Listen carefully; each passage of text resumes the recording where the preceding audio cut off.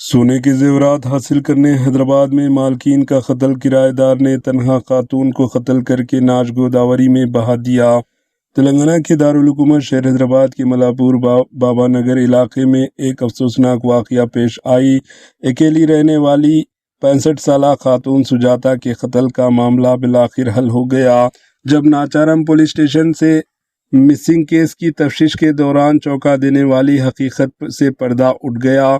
Police کے مطابق مقتولہ کے ہی گھر میں کرائے پر رہنے والا آندھرا پردیش کے کوناسیما ڈسٹرکٹ سے تعلق رکھنے والا کیب ڈرائیور 33 سالہ ایم انجیا بابو سونے کے زیورات کی لالچ میں قتل کیا۔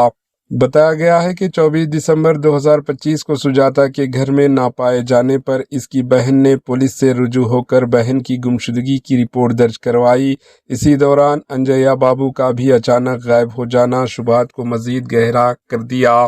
پولیس نے ملزم کو حراست میں لے کر سخت پوچھ تاچھ کی تو اس نے دل دہلا دینے والے اعتراف کر لیا۔ ملزم نے بتایا کہ اس نے سونے کے زیورات کے لیے سجاتا کو قتل کیا اور اپنے ساتھیوں یوراج 18 سالہ اور درگا راؤ 35 سالہ کے ساتھ مل کر ناش کو کوناسیما ضلع کے کرشنا لنکا لے جا کر دریائے گوداوری میں پھینک دیا تاکہ جرم کی ثبوت مٹائے جا سکیں۔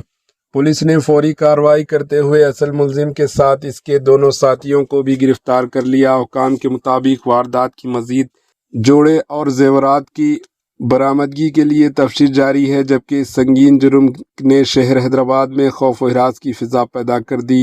Bureau report AHN news.